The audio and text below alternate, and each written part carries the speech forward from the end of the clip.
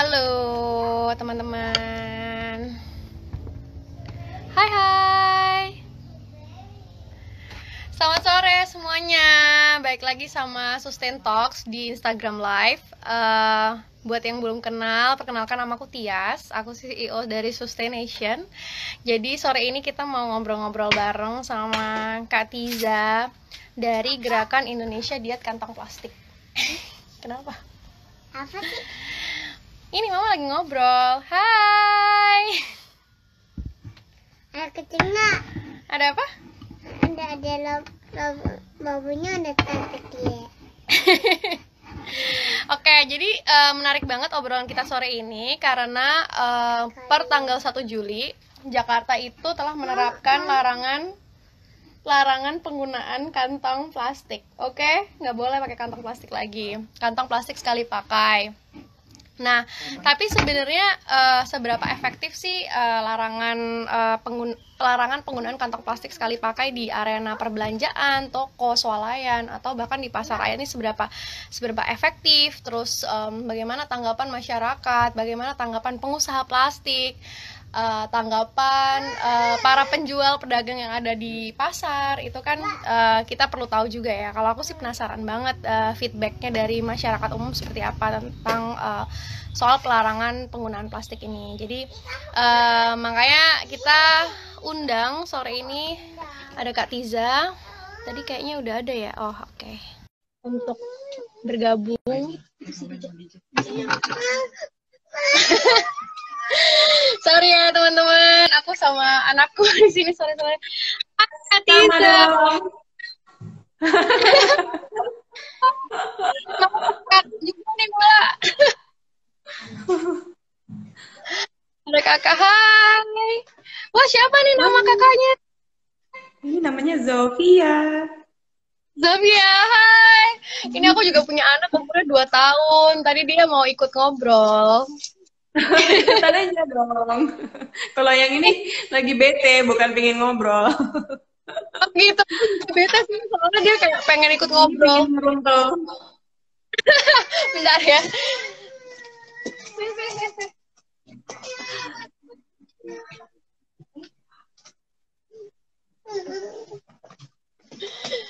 Tuh ada kakak tuh. Halo. Anak aku pakai batik. Sama-sama bete. Tuh, hai semuanya. Hai teman. Thank you banget ya Kak Tiza udah mau join. Kita sama-sama sambil anggap-anggap. Beginilah work from home life. Ya, betul sekali, betul. Masih work from home, Kak? Masih.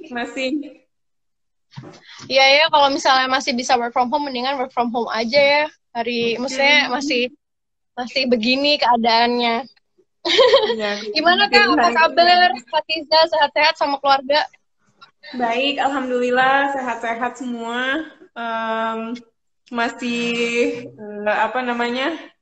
masih bisa beraktivitas gitu, masih bisa kerja dari rumah. Jadi itu alhamdulillah banget. Alhamdulillah. Ngomongnya apa? Di komentar. Oke Kak, jadi sore ini aku pengen bahas, mungkin teman-teman juga penasaran kali ya soal peraturan baru yang diterapkan sama Gubernur DKI Jakarta soal pelarangan penggunaan kantong plastik per tanggal 1 Juli kemarin. Aku sebenarnya mau ucapin selamat juga nih buat Kak Tiza, buat teman-teman semuanya karena sudah berhasil. Itu dari tahun lalu kan ya. Oh, udah lama, udah bertahun-tahun memperjuangkannya. Keren banget, akhirnya kesampaian juga ya Kak. Mesti ada larangan di DKI. Nah, dukungan teman-teman juga semuanya. Kampanye yang terus-menerus ya Kak ya. Mungkin bisa cerita sedikit detail soal pelarangan penggunaan kantong plastik di Jakarta ini gimana? Kalau aku baca-baca itu kan dia melarang penggunaan kantong plastik yang dengan cantolan, apa sih cantolan? Dengan pegangan itu kan ya. Nah, dengan pegangan sebaiknya digunakan kantong plastik yang pakai ulang atau yang bisa didaur ulang gitu ya kayak kalau nggak salah. Sedangkan untuk yang masih diperbolehkan adalah kantong plastik kemasan. Nanti puasanya lewat, nanti nggak boleh makan. Ya nggak boleh makan puasa. Nggak nyambung. Jadi yang plastik bag yang produce bag ya, yang untuk beli daging, beli ayam, atau mungkin beli buah itu masih diperbolehkan gitu ya kayak. Atau mungkin Kak Iza mau cerita lebih detail buat teman-teman. Di tangannya. Iya, jadi pertama tuh nanti dengerin kakak. Kakak Tiza, dengerin ya. Oh, kasihan. Ini lagi umur 2 ya, lagi terrible twos ya. Apa ini. Dengerin kakak, itu kakak mau jelasin kenapa kok di Jakarta itu kenapa kok ada larangan kantong plastik gitu loh. Itu mau dijelasin. Iya, ini penting supaya ikan paus di laut nggak pada mati.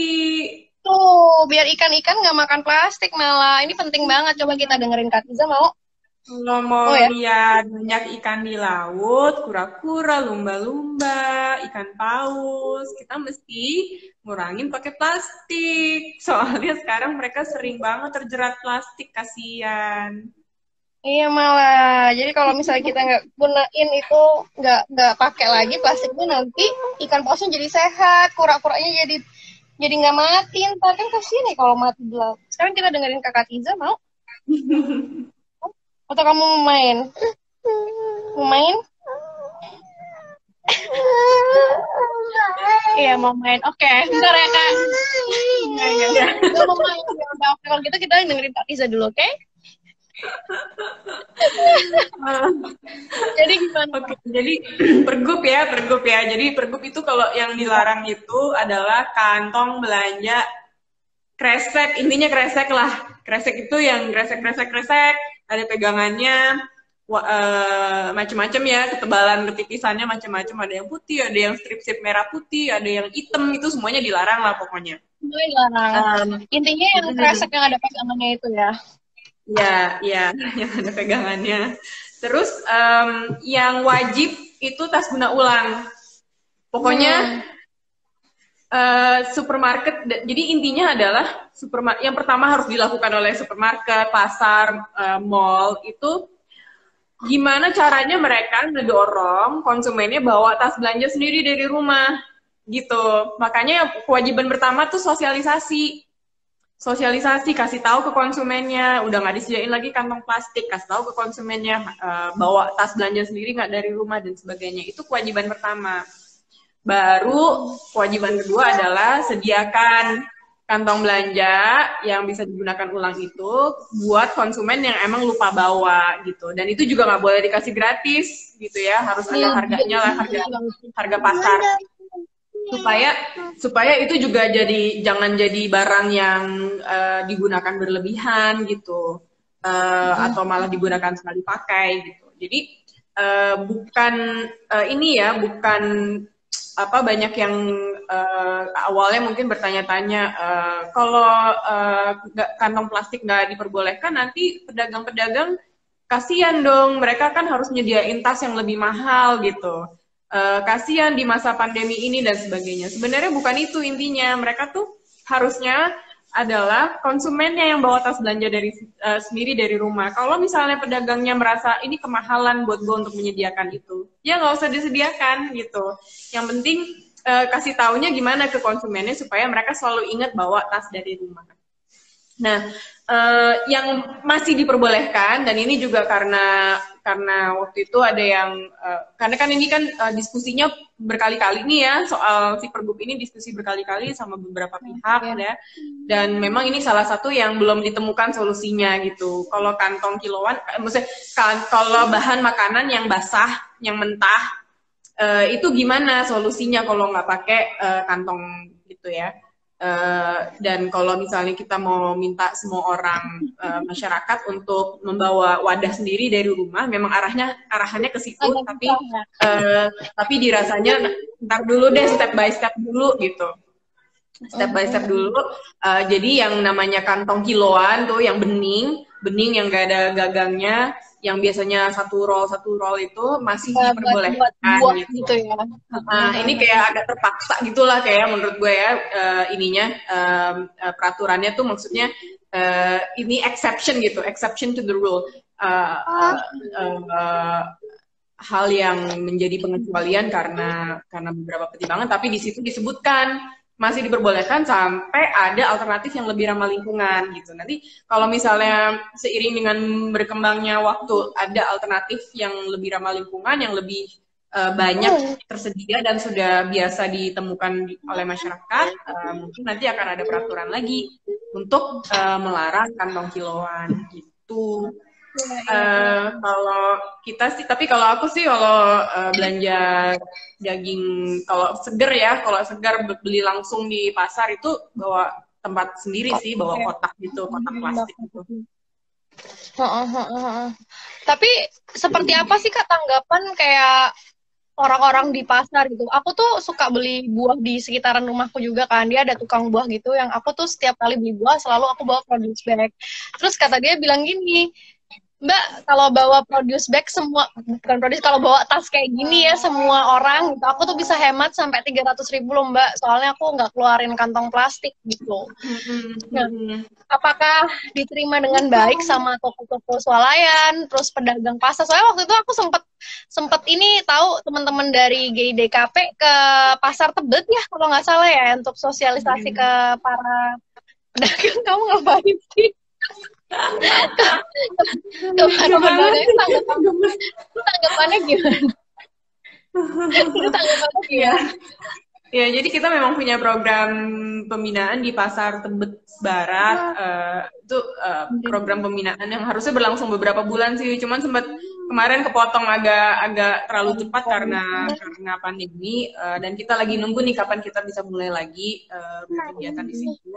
Tapi intinya memang selama 3 bulan itu kita bisa tuh berbicara dengan pedagang, meminta pendapat mereka gitu ya, dan mereka sebenarnya mendukung karena memang berhemat ya, seperti lo bilang tadi gitu, bahwa kalau semua konsumen bawa tas sendiri tuh, wah lumayan bisa berhemat, nggak usah ngeluarin kantong plastik yang selama ini mereka ngerasa harus dikasih gratis gitu, karena konsumennya kebiasaannya seperti itu.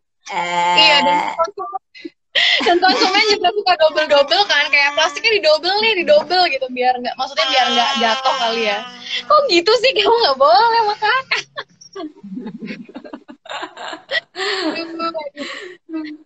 Iya. Tapi dari sebenarnya dari mereka mendukung, cuma mereka khawatir konsumennya nggak siap gitu loh. Jadi kuncinya memang kita bilang bahwa ya supaya konsumennya siap, pedagang juga punya peran untuk mengingatkan, untuk selalu mengkomunikasikan kepada konsumen untuk jangan lupa bawa sendiri gitu. Jadi mereka juga mulai lebih kebayang gitu ya, seperti apa nanti model bisnis berdagang tanpa kantong plastik. Sama di pasar-pasar tuh kan ada kayak toko plastik. Nah, iya itu gimana ya Kak ya? Pasti ada satu kios yang jualannya plastik doang gitu. Nah, ada yang jualan plastik, ada yang jualan macam-macam kan? Ya, macam-macam plastik, cuma kantong plastik doang. Nah, itu mereka juga sekarang punya peluang bisnis untuk menjual tas belanja guna ulang gitu. Jadi yang selama ini mereka jualannya kantong plastik, ya jadinya berubah jualan tas reusable. Karena pengunjung gitu pasar pun kalau misalnya kayak lupa nggak bawa, itu mereka bisa pergi ke si toko itu dan beli di situ. Ya aku. Kalau tanggapan masyarakat umum gimana Kak? Soalnya aku pernah dengar kayak kalau nggak disediain itu pembeli suka marah-marah gitu karena kok pelit banget sih udah beli ini itu tapi nggak disediain plastik bag gitu. Suka ada pembeli tuh yang marah-marah. Kalau dari masyarakat umum tanggapannya seperti apa? Iya, ini masalah yang awalnya kita hadapi waktu mulai ini 7 tahun yang lalu tuh adalah persis seperti itu. Konsumen ada yang marah-marah kok, kalau merasa ini hak gitu ya, merasa ini hak konsumen untuk mendapatkan fasilitas Syarat gratis. Tapi makin kesini makin banyak makin banyak yang sadar dan udah mulai menerima gitu. Dan kita di campaign kita pun udah mulai merasa gitu, yang dulunya misalnya kita turun ke jalan sosialisasi pas Car Free Day ini ada kegiatan rutin, yang dulunya kita kalau sosialisasi suka ketemu orang-orang dijutekin gitu ya, dijutekin atau cuma dicuekin aja. Belakangan tuh kalau kita sosialisasi mereka oh iya lupa nggak bawa nih tas belanja gitu, oh iya makasih ya diingetin gitu, kayak loh kok jadi baik ya sekarang. Kita sempat mulai dengerin kali ya Kak ya. Bener-bener itu terasa banget kok, dan itu adalah akibat dari banyaknya kebijakan yang sekarang udah mulai lebih mainstream untuk mengurangi plastik di mana-mana. Jadi masyarakat juga udah mulai paham bahwa itu bukan sesuatu yang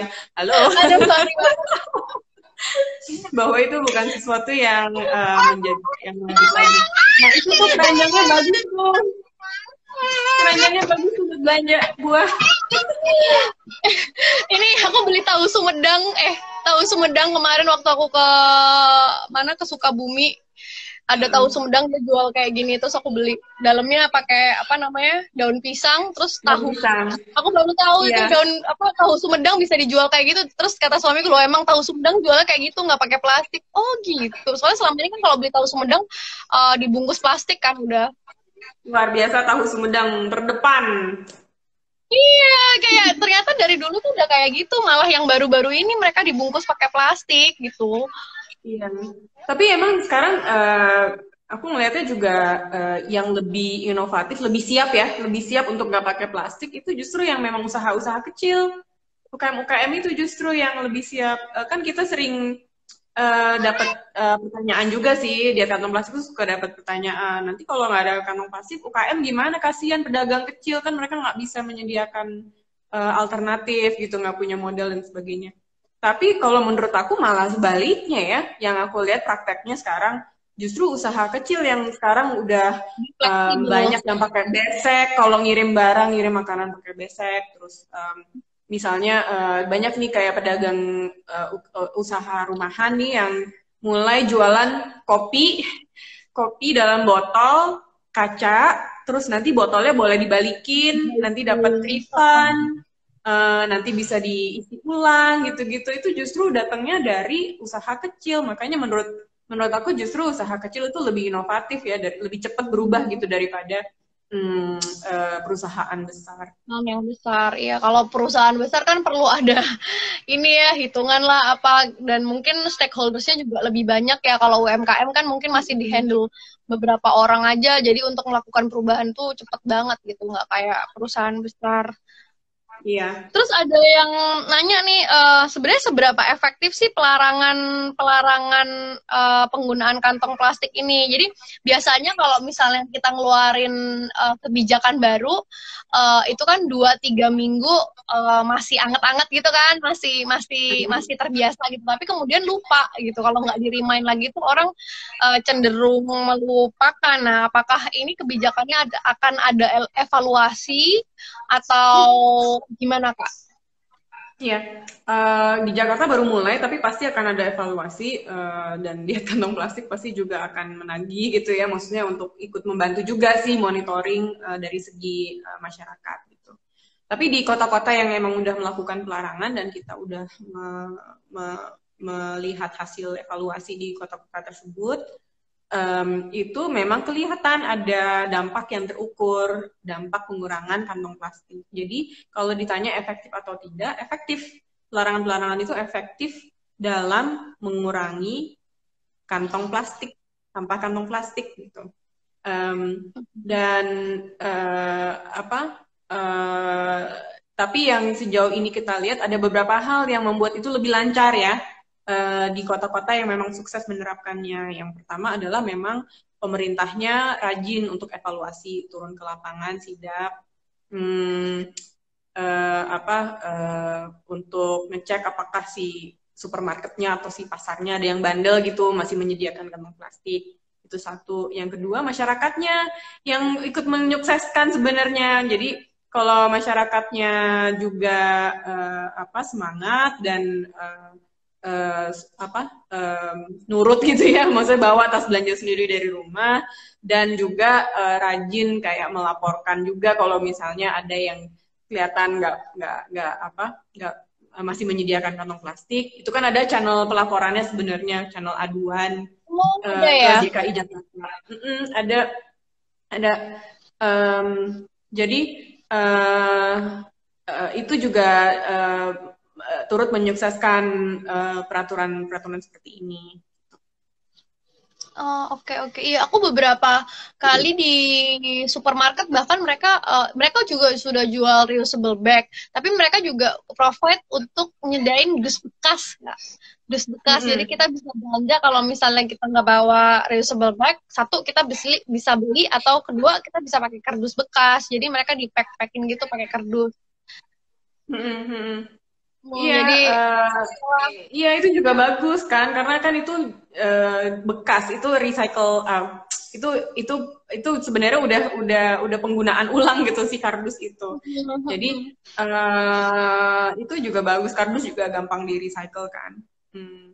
Jadi emang sebenarnya supermarket udah pada siap, pasar juga udah banyak sosialisasi yang cukup gencar dilakukan ke pasar-pasar.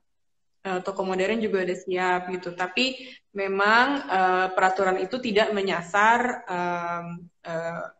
pelaku usaha di luar itu, belum menyasar kepada pedagang kaki lima atau warung, toko kelontong dan sebagainya yang informal gitu. Secara umum memang usaha yang informal emang lebih susah diatur dari segala macam hal, bukan hanya dari segi penggunaan plastik doang gitu.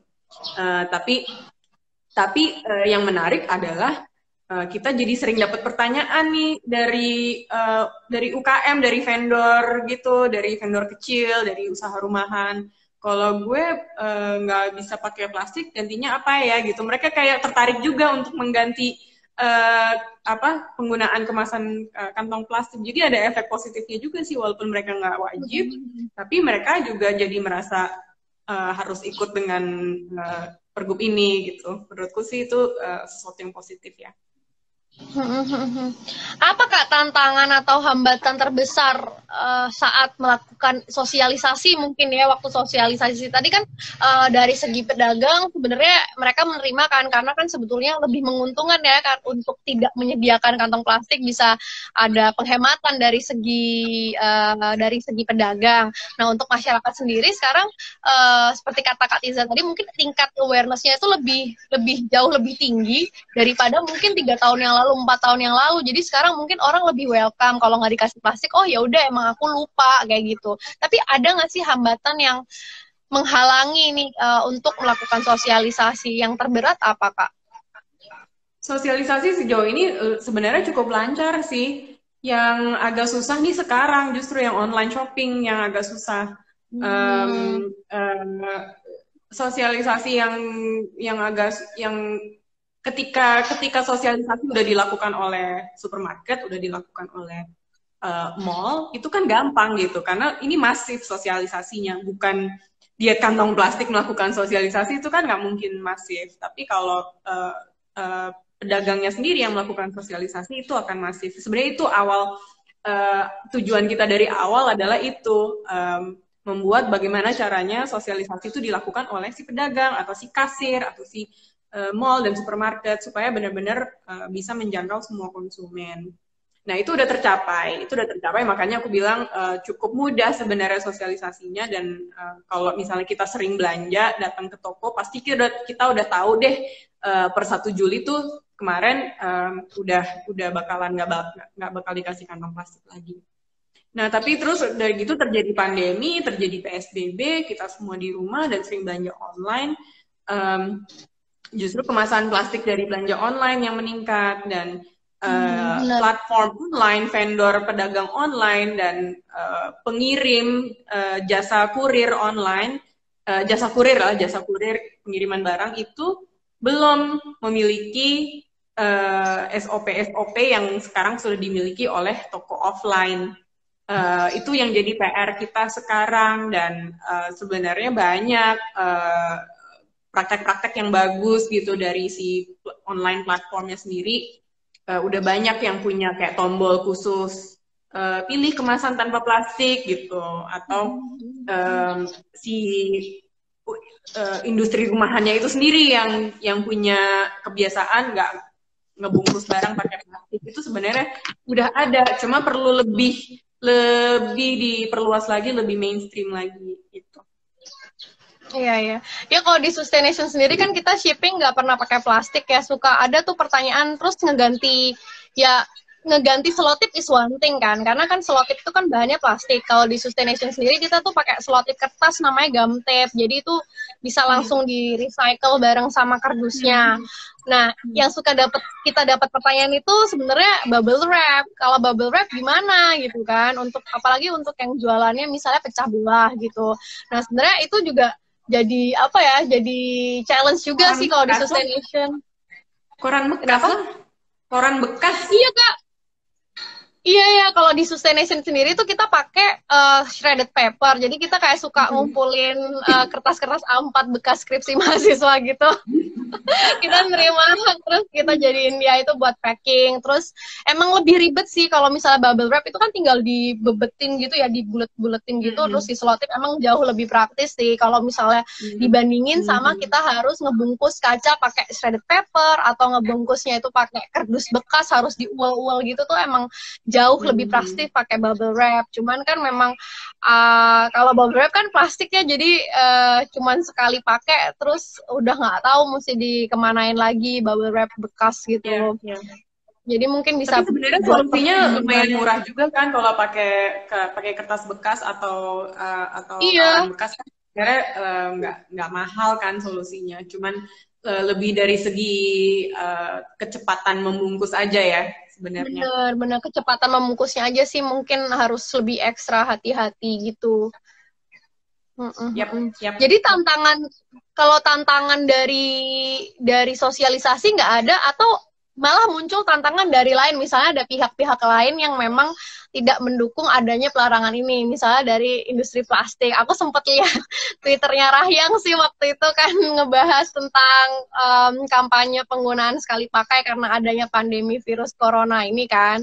Aku sempat lihat juga itu kan masif juga tuh kampanyenya, dan itu terjadi di global kan Kak. Aku juga baca-baca artikelnya, itu ternyata itu terjadi di seluruh dunia, bahwa asosiasi perusahaan, ya intinya perusahaan plastik ini pengen bikin supaya semakin banyak yang pakai sekali pakai dengan alasan higienisitas virus peralatan ya, karena selama pandemi corona ini. Nah, apakah itu termasuk tantangan yang berat atau ada yang lain Kak? Mungkin bisa cerita sedikit. Iya, itu tantangan sih, karena memang itu cukup gencar dilakukan oleh kelompok lobbyis industri di skala global gitu, persis seperti yang lo bilang tadi. Terus ya intinya sih aji mumpung tapi memanfaatkan krisis pandemi untuk menjual produk sekali pakainya. Dan itu kalau di Amerika cukup berhasil, karena di Amerika itu beberapa negara bagian, termasuk New York, itu sudah merencanakan pelarangan plastik sekali pakai tahun ini. Cuma karena ditantang oleh jadi karena industri plastik di situ mengirimkan surat resmi kok ke parlemen meminta agar itu ditunda dengan alasan pandemi, higienitas dan sebagainya. Dan sayangnya parlemen negara-negara bagian itu, senatnya itu cukup ini ya mereka akhirnya ngikutin gitu dan akhirnya terjadi penundaan beberapa legislasi ini. Pastinya kita juga khawatir hal tersebut bisa terjadi di sini karena kan walaupun udah diumumkan peraturannya terjadi diumumkan di bulan Desember di Januari, tapi kan baru berlaku efektif bulan Juli. Ini benar-benar di tengah kita masih pandemi kan, dan kita khawatir itu juga akan berdampak dengan usaha-usaha sama yang telah terjadi di Amerika.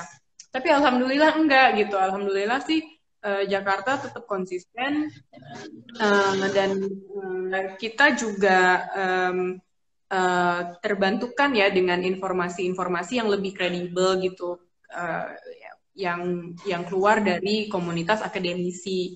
Yang pertama adalah ada penelitian bahwa virus itu bertahan bisa beberapa jam sampai beberapa hari di semua permukaan benda mati. Jadi nggak cuma tas kain doang gitu, nggak cuma kardus, tapi juga plastik. Jadi sama aja kalau lo pakai plastik sekali pakai, bukan berarti lo lebih terhindar dari si virus itu. Terus karena yang penting kan cuci tangan, pakai masker gitu, itu kan yang menjadi rekomendasi resmi dari WHO, dari Kemenkes. Kalau tas belanja kan bisa dicuci gitu. Jadi sebenarnya nggak masalah sama sekali. Terus yang kedua adalah 153 ilmuwan apa sih? Oh, iya. Suami gue kenapa sih lagi kayak ngasih gue ini? Jangan lupa ngomong ini. Lucu banget. Iya. Apa sih tadi gue lupa? Ya ada 153 ilmuwan di seluruh dari 18 negara yang menandatangani statement bahwa reusables are absolutely safe to use during COVID. Tempat wadah-wadah guna ulang itu aman. Yang penting dicuci, dan justru kalau kita cuci sendiri kan kita sendiri yang tahu keamanan wadah itu daripada kita terima plastik dari orang lain, kan kita nggak tahu gitu. Jadi tidak berdasar gitu loh bahwa kita diarahkan di marketing untuk terus-menerus menggunakan plastik sekali pakai. Yang paling parah ya menurut gue tuh ada perusahaan yang lagi menjual galon sekali pakai. Dia baru launching di Indonesia gitu. Dia baru launching galon sekali pakai di tengah-tengah krisis ini gitu. Sebelumnya nggak punya produk ini. Perusahaan air minum gitu, dia launching galon sekali pakai terus dengan tagline bahwa ini lebih bersih, lebih aman dari virus gitu. Itu tuh kayak ya ampun, orang lagi gini ya, lagi keadaan seperti ini lu malah jualan gitu. Itu yang bikin frustrasi lah, bikin yang kayak kalau sebagai campaigner tuh gila ya, aduh ya orang-orang kayak begini gitu. Orang kayak gitu ya. Dan sayangnya sebenarnya ya terusin. Iya sebenarnya plastik ini kan seringkali nggak tahu ya, in general orang itu, masyarakat umum tuh berpikir kalau plastik tuh lebih bersih. Nah kenyataannya mungkin Kak Tiza bisa share kali ya, plastik ini sebenarnya kalau aku ya setelah aku tahu gitu ya, aku nggak mau lagi tuh beli minuman di pinggir jalan pakai gelas plastik, karena actually kan gelas plastiknya nggak dicuci dulu ya, apalagi pakai sedotan gitu. Tapi yang terjadi di masyarakat umum itu, plastik itu sama dengan bersih dan higienis. Nah itu yang sering terjadi ya, entah itu kan ada strategi marketing para pengusaha plastik untuk membuat seperti itu, atau kita korban-korban iklan gitu. Karena jujur sebelumnya pun aku berpikir gitu, plastik sama dengan bersih atau higienis gitu, padahal sebenarnya nggak seperti itu. Mungkin karena masyarakat umum berpikir seperti itu, makanya keluar tuh produk galon sekali pakai lebih aman dari virus. Padahal kita bisa tanya kan, emang ada risetnya gitu kalau itu lebih aman dari terhindar dari virus, kan kita bisa juga tanya kan kayak gitu. Dari mana dia bisa bilang itu lebih aman, ya nggak sih Kak?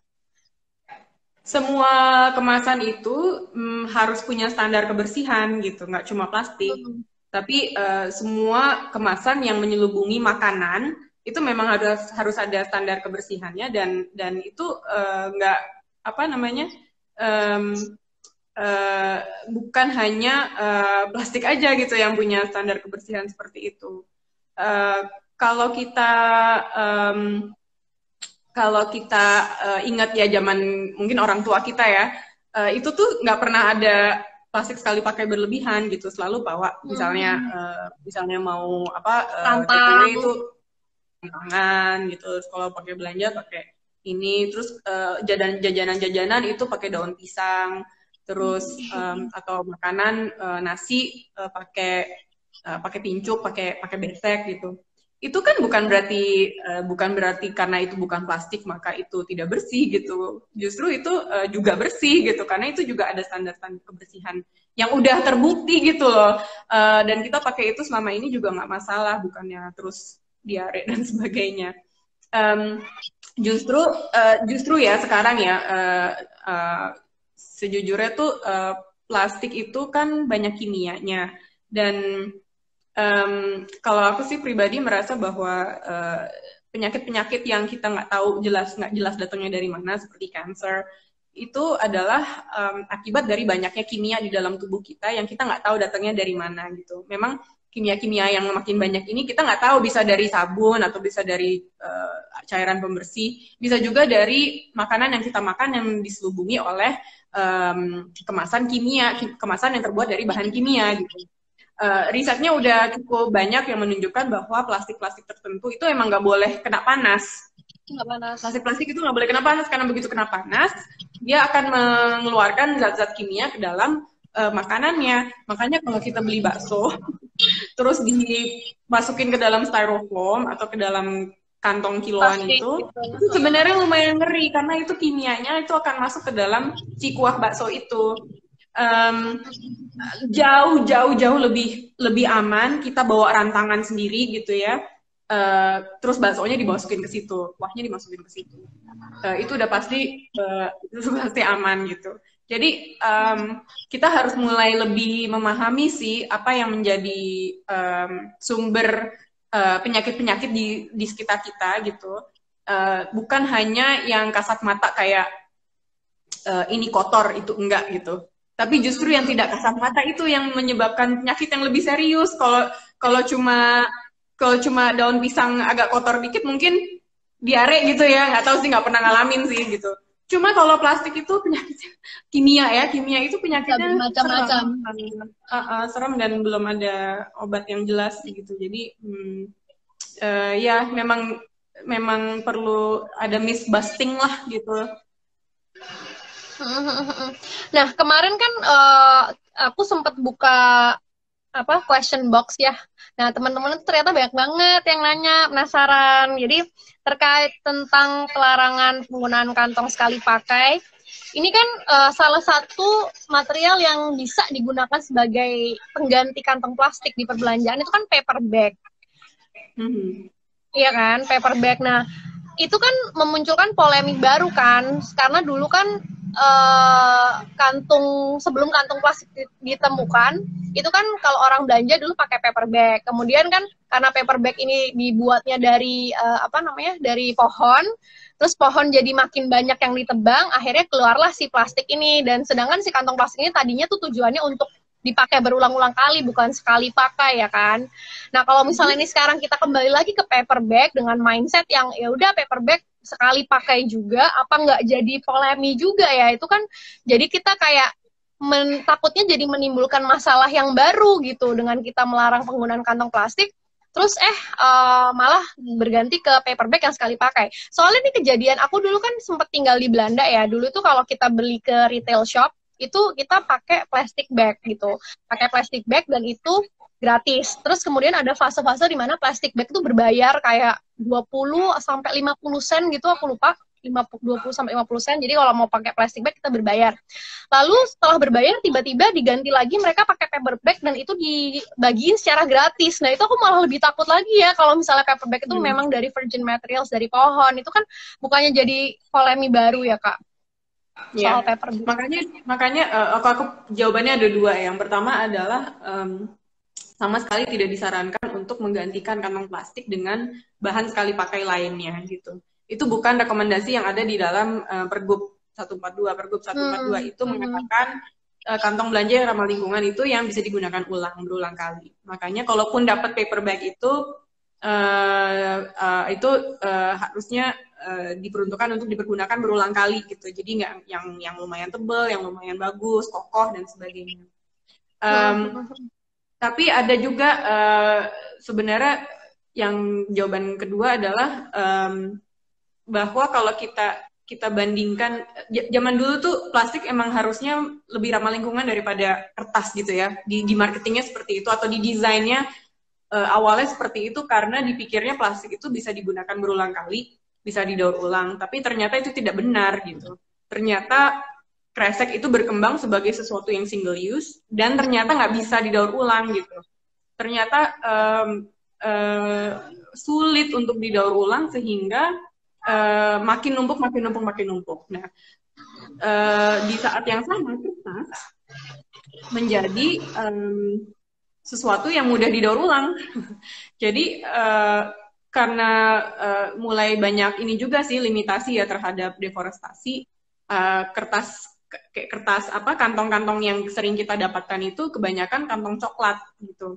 Dan kantong coklat itu adalah pertanda bahwa kantong itu adalah dari kertas daur ulang atau setidaknya bisa mudah untuk didaur ulang. Beberapa jenis kantong kertas atau kardus, kalau nggak ada lapisannya, kalau nggak ada tintanya, itu bahkan bisa dikomposkan gitu. Itu malah jadi campuran kompos yang baik, karena kompos itu kan harus percampuran antara brown and green materials kan.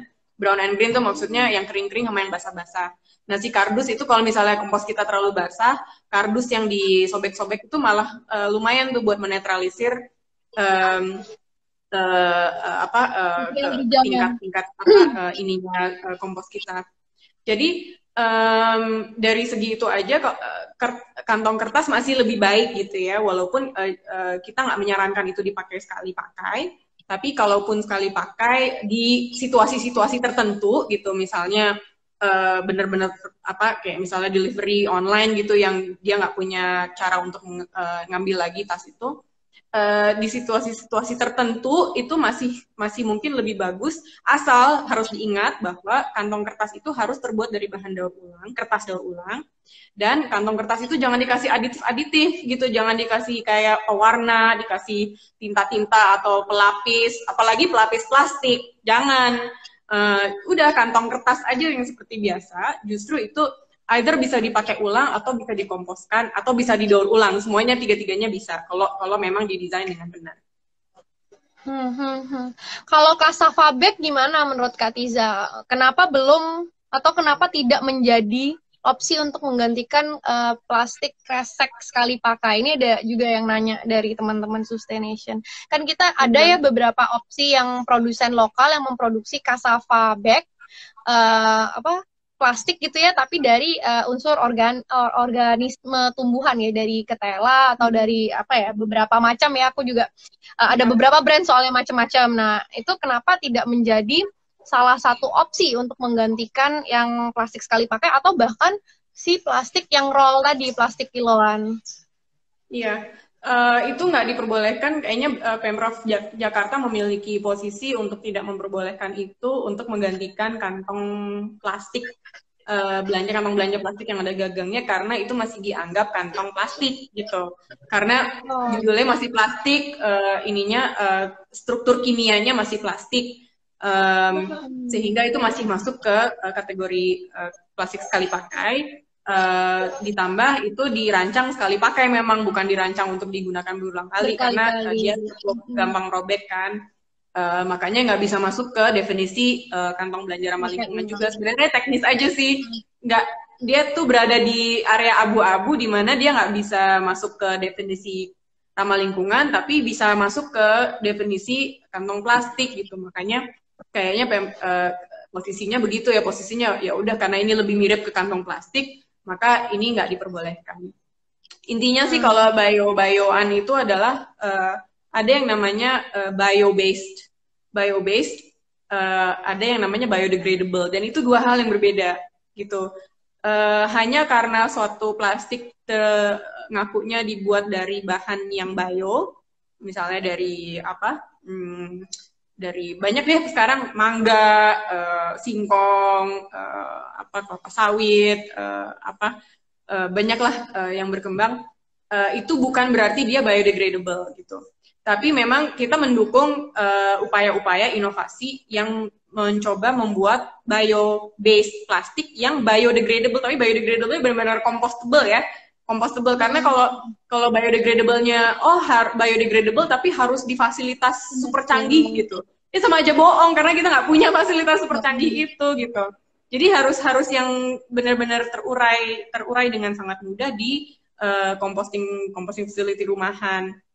Nah, itu sebenarnya tuh ya pemerintah harus memiliki peran sih menurutku untuk membuat statement soal itu, membuat penelitian soal itu, membuat standar yang cukup meyakinkan soal itu. Karena kan kita nggak bisa melihatnya dengan kasat mata gitu. Kalaupun udah terurai, kita nggak tahu sebenarnya ini terurainya udah benar-benar nyatu sama tanah atau cuma nggak kelihatan aja, tapi yang masih ada mikroplastik, itu yang kita nggak tahu. Menyisakan bahan kimia atau enggak, itu kita nggak tahu karena memang struktur kimia. Makanya ya itu kayaknya pembahasannya masih panjang, tapi I also don't want to discourage innovation gitu. Kalau misalnya memang banyak usaha-usaha lokal yang berusaha membuat inovasi yang bagus, aku sih cenderung mendukung, tapi juga harus kayak ada standar yang lebih jelas ya supaya kita juga merasa aman dan nyaman, dan pemerintah juga harus memiliki statement yang jelas juga mereka sebenarnya udah meneliti ini atau belum sih dengan benar gitu. Itu sih sebenarnya. Iya sih, benar sih. Aku sekarang lagi cobain terlalu banyak perdebatan juga kan sekarang, jadi selama masih diperdebatkan menurutku ya nggak bisa diadopsi jadi peraturan, karena kan dari peraturannya nanti akan ngomongin sesuatu yang masih debatable gitu. Itu sih yang mungkin menjadi dasar Pemprov nggak memperbolehkan itu.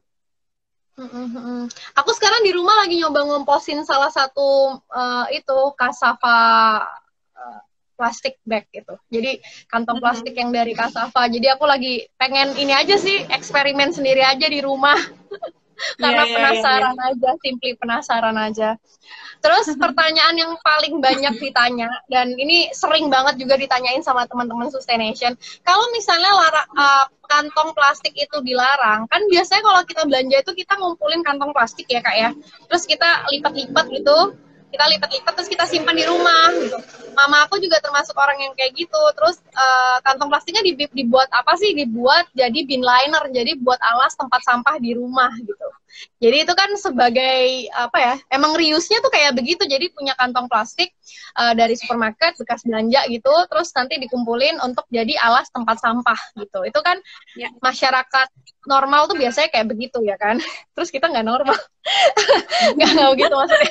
Nah, tapi banyak banget yang jadi tanya, terus kalau misalnya dilarang penggunaan kantong plastik, di rumah itu jadi stok plastik bekas untuk bin liner itu jadi berkurang gitu kan. Terus gimana caranya buang sampah gitu? Kalau misalnya aku nggak ada bin liner nih, banyak banget yang nanya.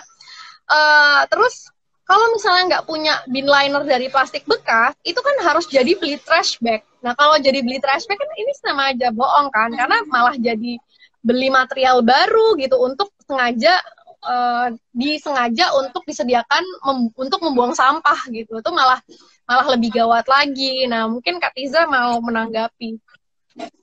Iya, jadi aku cerita sedikit ya apa yang terjadi dengan sampah kita ketika kita udah membungkusnya dengan rapi di dalam kantong plastik, terus kita anggap beres tugas gue. Yang terjadi adalah itu diangkut, terus karena nggak kelihatan kan isinya apa nih, sampah plastik kah, sampah kertas kah, sampah makanan kah, dan mungkin kecampur itu akan nyampe di TPA karena susah juga disortir apa isinya, juga nggak tahu, mungkin plastiknya juga kecil, ukuran segini doang gitu. Jadi nggak menarik buat pemulung. Mereka juga males kan nyacah-nyacah buka-buka. Jadi nyampe nih di TPA. Nyampe di TPA di Bantar Gebang yang tingginya sekarang udah 40 meter. Terus kalau isinya ada makanannya sedikit aja, misalnya isinya kertas tapi ada daun, atau isinya apa, bekas kertas nasi bungkus tapi masih ada nasi gorengnya sama minyaknya sama apa, daun bawangnya dan sebagainya, itu akan menjadi sisa makanan yang tidak terurai dengan sempurna dan nggak bisa terurai. Dia kayak busuk aja, dan itu mengeluarkan gas metan. Gas metan itu highly flammable. Jadi makanya kita sering dengar ada ledakan di TPA, ada longsor di TPA, ada korban meninggal kena longsor di TPA. Itu karena ada gas metan yang terbenam di situ, di tumpukan itu dengan bertahun-tahun itu, dan meledak aja gitu. Dan itu bahaya banget. Dan itu menambah emisi gas rumah kaca. Jadi yang kita pikir selama ini adalah praktek yang benar, itu sebenarnya praktek yang sama sekali tidak benar gitu. Harusnya sampah itu tidak masuk ke kantong plastik. That is completely wrong. Yang harusnya kita lakukan adalah sampah itu dipilah, yang organik sama yang anorganik itu minimal 2 cara pemilahan gitu, 2 kategori pemilahan. Yang organik itu nggak boleh masuk kantong plastik dan sebagainya itu. Yang organik itu harus dikomposkan. Harus, udah nggak bisa enggak nih, wajib banget nih dikomposkan gitu. Karena kalau kita nggak komposin di rumah sendiri, ya komposinlah di RT. Kalau nggak di RT ya di RW. Dan kalau misalnya apa, kita nggak benar-benar nggak punya jalan untuk mengkomposkan itu, ya dimasukin ke besek, ke kardus, hal-hal yang masih bisa dikomposkan juga gitu. Jangan masukin ke kantong plastik. Terus apa yang terjadi dengan sampah anorganik? Yang anorganik itu ada yang bisa didaur ulang, ada yang nggak bisa didaur ulang. Nah, yang bisa didaur ulang itu harus menjadi, kita harus pisahkan yang bisa didaur ulang, yang nggak bisa didaur ulang. Walaupun kita nggak tahu ya, banyak yang nggak tahu yang mana yang bisa, yang mana yang enggak. Tapi kalau dicoba dulu deh, lama-lama pasti ngerti gitu. Dipisahin tuh yang gede-gede, yang bersih-bersih, yang tebel-tebel, yang kelihatannya cukup berbobot gitu ya. Itu biasanya lumayan lah ada nilainya. Itu yang kecil-kecil, yang perintil-perintil kayak sedotan, kresek, sisa-sisa bubble wrap, nah itu mungkin nggak bisa tuh didaur ulang. Jadi pembalut ya, sampah infeksius itu juga nggak bisa didaur ulang.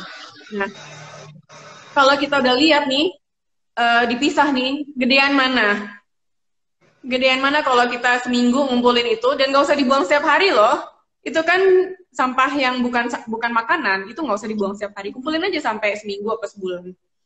Itu lebih cepet nambah yang mana? Kalau lebih cepat nambah yang ini, yang nggak bisa didaur ulang, nah berarti lifestyle-nya mesti agak berubah gitu.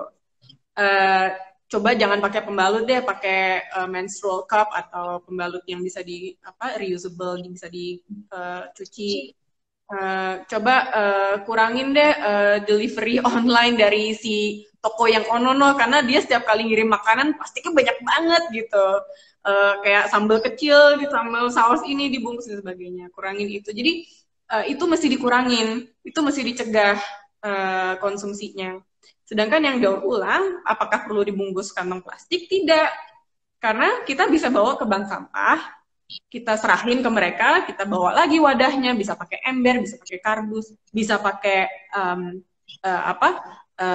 trash bag, bisa. Trash bagnya nggak usah dikasih ke mereka, trash bagnya disimpan lagi buat bin liner lagi di kita gitu. Jadi ada cara-cara, ada banget cara-cara untuk manajemen sampah di rumah tanpa menggunakan kantong plastik. Dan gue sendiri bin liner aku tuh di setiap ruangan tuh pakai koran, bukan pakai plastik. Jadi intinya teman-teman kalau misalnya nggak mau sampahnya itu basah, bau, dan jorok, sebenarnya kan yang bikin basah, bau, jorok sampah belatungan itu kan sebenarnya karena sampah yang bercampur ya kan. Aku tuh ngerasain sendiri, soalnya kalau sampah yang bercampur tuh jadi jorok aja gitu kan. Dan ketika aku melakukan pemilahan sampah dengan benar, yang organik yang tadinya itu bikin busuk dan bikin sampah anorganik nggak ada nilainya, itu malah jadi bikin kompos kan. Kita jadi mengompos dan jadi pupuk. Sedangkan anorganik ini kalau kita cuci bersih terus kita keringkan, kita tuh jadi sama sekali nggak butuh bin liner sama sekali gitu. Karena sampah yang bertumpuk di rumah, si sampah anorganik ini adalah sampah yang sudah dicuci bersih. Jadi nggak, ya basically kita cuma numpuk botol kosong, intinya kayak gitu, istilahnya kayak gitu ya kayak. Jadi nggak perlu lagi kita bikin liner untuk tong sampah kita gitu. Jadi ya nggak apa-apa, semakin berkurang kan plastik bag, jadi nggak perlu beli trash bag juga, asal memang kita melakukan pemilahan bahan organik dan organik. Ya. Aduh, nggak berasa banget nih, udah sejam, udah 5 menit lagi. Seru banget ngobrolnya.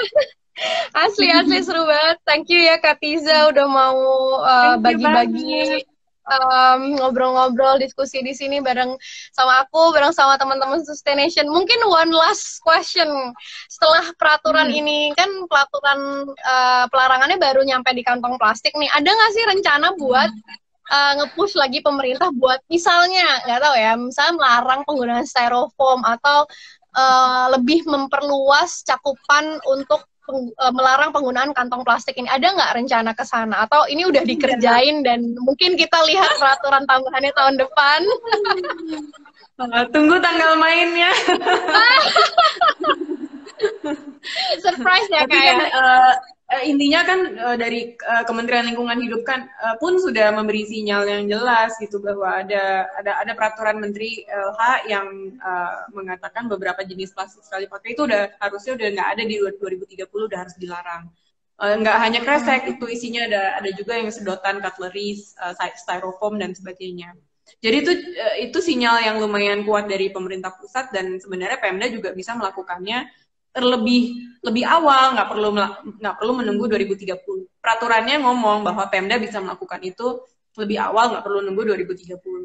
Jadi setiap pemerintah daerah juga sekarang udah punya target pengurangan sampah kan, namanya Jakstrada, kebijakan strategi daerah pengelolaan sampah, di mana mereka harus ngurangin sampah sampai 30%. Dan di kategori pengurangan itu ada yang sifatnya pencegahan gini gitu. Jadi kantong plastik saja itu memang signifikan nanti dampaknya mengurangi sampah kantong plastik. Tapi untuk mencapai pengurangan 30% itu masih harus kita mengurangi sampah-sampah plastik sekali pakai jenis lainnya. Gitu loh. Jadi untuk menjawab pertanyaan itu, ya betul, pasti kita akan berjuang untuk melanjutkan hal-hal plastik sekali pakai lainnya yang nggak penting itu, yang bikin kayak sedotan gitu ya, yang sebenarnya sangat nggak diperlukan dalam kehidupan sehari-hari. Orang normal yang memiliki mulut untuk minum, tetapi tapi sampahnya banyak banget gitu. Jadi ya mudah-mudahan deh, dan mohon dukungannya teman-teman semua.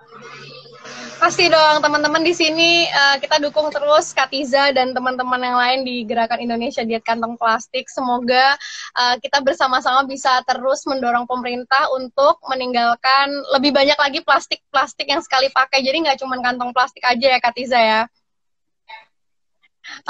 Jadi waktunya udah mau habis nih, seru banget. Aduh, kayaknya aku pengen ngobrol-ngobrol lagi gitu. Nggak tahu kapan. Seru banget pembahasannya. Thank you banget Kak Tiza udah mau tune in di sini. 1 jam loh, lama banget. Buat teman-teman, terima kasih juga udah tune in di sini Bang Kak Tiza. Semoga kita semua bersama-sama bisa mendorong yang ke arah yang lebih baik. Thank you so much ya Kak Tiza. Thank you teman-teman. Thank you semuanya. Bye-bye.